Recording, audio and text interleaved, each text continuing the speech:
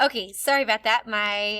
This is part two because my space filled up on my computer. So I had to delete some stuff. All right, so I think I was talking about how plants also compete for resources, and that would um, influence how they access their energy and matter within a community.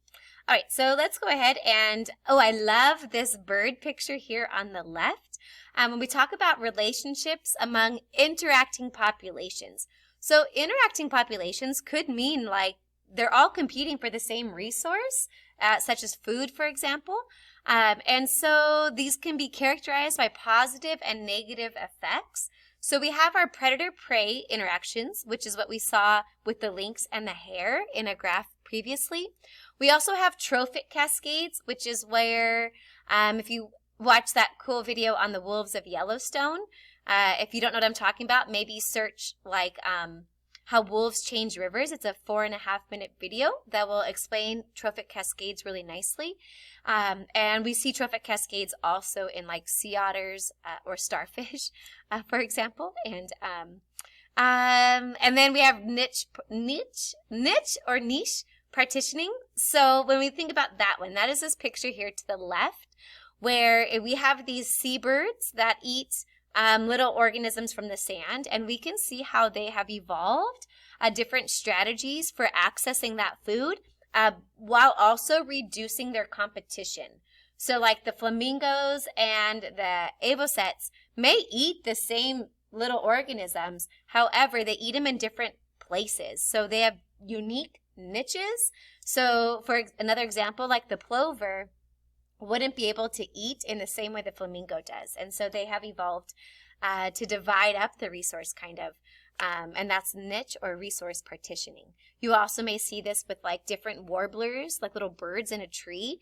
They may all eat the same like insects if they're like a type of like flycatcher or something. And they, but by eating in different regions of the tree, they've evolved to reduce competition. Okay, and then competition, predation, symbiosis can drive population dynamics. So obviously competition would drive populations, but you also have things called symbiosis, where you have closely related, or not closely related, species living closely together, and that can be positive, like in a mutualistic relationship.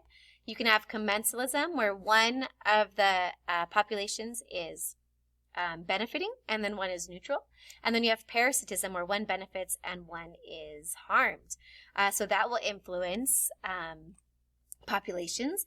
And then we have this graph, or this, I don't know if it's called a diagram, I'm sorry. This diagram down on the bottom, when we talk about niches, you have your realized niche versus a fundamental niche. So these barnacles are actually competing for space on this rock, like in the tide. And so on the left side, this species of barnacle, without competition, would cover the whole space. But when you have this blue species of barnacle also in the area, competition results, and you can see that the blue barnacle actually like kind of wins. It's better to live like closer underwater.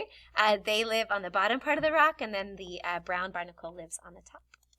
Okay, here I don't have pictures because I thought it was a pretty easy to understand standard. Cooperation and coordination between organisms, populations, and species can result in enhanced movement of or access to matter and energy. So you can think back to like the wolves working together to cooperate to take down the prey, like the bison. And so, yeah, working together to access food. Now, here is tying into something I talked about earlier about resiliency of an ecosystem. So when we look at natural versus and artificial ecosystems, where they have, it says fewer component parts.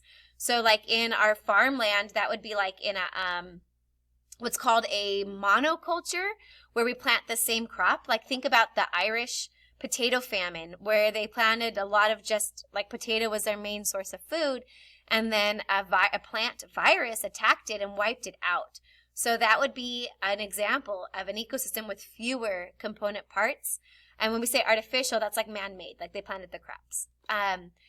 But in ecosystems as well, if you have little diversity, that means there's less resiliency to withhandle change in the ecosystem. So the greater the genetic and species diversity, the better for handling changing ecosystems or a changing planet.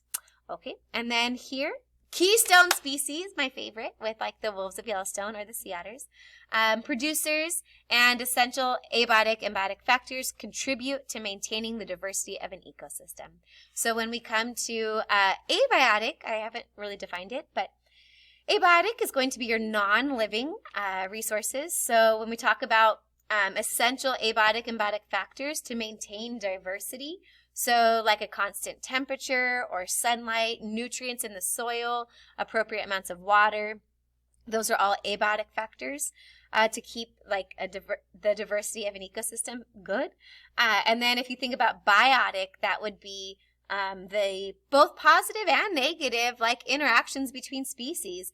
And when I say like negative, for example, if you have a population growing unchecked exponentially, well, as the population increases, you have density-dependent limiting factors that are going to come into play. So here, biotic, you would have predators, you would have disease, keep this exponential growth population in check. Now, by keeping this species in check, that allows for space and resources for others. And so it makes sure that no one species ends up dominating an area. So biotic factors also maintain diversity in an ecosystem. Now those biotic factors though could also be like mutualistic relationships. That would be helpful. They both benefit from the relationship. Okay. The diversity of species within an ecosystem may influence the organization of the ecosystem. Now, this is a kind of vague standard. I wasn't really sure what College Board was trying to hint at here, but diversity of species, the more different kinds of species you have, that's a diverse ecosystem and will influence how it's organized, maybe how they interact together, the different trophic levels, the different food or stuff that is available. I'm not entirely sure on this one. Okay, and then the effects of a keystone species on an ecosystem are disproportionate relative to their abundance in the ecosystem. And when they are removed from the ecosystem often collapses. So the word keystone comes from this idea that back in the day when you built buildings out of stones, as you stack the stones, the very last one at the top of the arch that holds it together, if you remove that, the whole arch collapses. That one stone is called the keystone. Same idea, in some ecosystems, there are keystone species. When it says that their impact or their effect is disproportionate, what that means is they have a large impact, but their population size isn't large. You don't need a lot of them. You just need some there. So the perfect example, again, is the wolves. Right now, the carrying capacity of the wolves in Yellowstone National Park is about 100 wolves for the huge area. So there's not many wolves, but their presence keeps the elk and deer populations in check. And by keeping those herbivores low, that's going to allow for the trees to regrow and all the other species that rely on the forest and the seeds and stuff to also thrive. And so if you remove the wolves, like they were absent for 70 years because of overhunting, you could see all the out of balance that resulted. Now, another example are sea otters. Sea otters eat urchins, and urchins eat kelp. So the kelp are like a kelp forest underwater. They're habitat and home for lots of different species. And so if the couple times in history that sea otters have been removed, one has been by hunting by humans, and then also humans have overfished. They've taken a lot of fish from the oceans that the killer whales eat. So killer whales were running out of food, so they started turning to otters in the 90s, and again eating otters, or again the otter population decreasing. So twice we've seen huge cases of the sea otters being removed from an ecosystem, and then the urchins now have no predators. So then the urchin population goes through exponential growth because you just removed a limiting factor, removed a predator. So now the kelp forest gets decimated because that's what the urchins eat. So when the urchins overeat the kelp forest, it's equal to like deforestation, and you have this whole habitat lost, all because of one species, the sea otter, being absent. So keystone species are super important species, and their presence affects the entire ecosystem. Okay, so when we look at the next standard, we see an adaptation is a genetic variation that is favored by selection, is manifested as a trait that provides an advantage to an organism in a particular environment. Now, I feel like this matches very nicely with Unit 7 and our natural selection unit. So if you have an adaptation in an organism, it increases their chance of surviving and reproducing. Adaptations are inherited. So in this picture here, I have like a mutation that actually increase the fitness of this rice growing underwater. And if you ever see the words loss of function, that means it's not doing so well. It like doesn't work anymore. Okay, and then mutations are random and are not directed by specific environmental pressures. So again, this feels like a very Unit 7 thing to have. But really what that means is when the environment changes, it would be nice for a population for mutations to show up that would give them an adaptation or a chance at surviving in this new or changed environment. But the environment doesn't make that happen. Mutations are random and occur randomly all the time. And so, yeah, then just because it would be nice for a mutation to show up and create new variation doesn't mean it will. They're not directed by environmental pressures. Okay, and then here we have intentional or unintentional introduction of an invasive species can allow the species to exploit a new niche free of predators or competitors, and then they possibly can outcompete other organisms for resources. So when we talk about invasive species, okay, so you have native species that are from an area, and they're native and they fit into the food web and the ecosystem. However, an invasive species is a non-native species, but not all non-native species become invasive. So invasive species are like they sound, they take over, they invade. And the reason they're so successful is because in this new environment, the abiotic resources match them. Like the temperature is good, the rainfall, the water availability. It's all similar to wherever they're from, their original ecosystem. And there's a food supply for them that they're able to eat. And they don't have any predators in this new ecosystem. So therefore, that's a density dependent limiting factor that's removed. And they also like outcompete the native species. They're really good. So therefore, they outcompete the native, which then causes the native populations to decline. So invasive species are the second leading cause of extinction on our planet today. Now, the availability of resources can result in uncontrolled population growth and ecological changes. So here, I think I interpreted this as availability of resources leading to uncontrolled population growth. So that's like humans, we're growing in uncontrolled exponential growth. And that does lead to ecological changes, like we are taking Earth's resources. Maybe other teachers will interpret this standard in different ways. Okay, and then we have I love this standard too.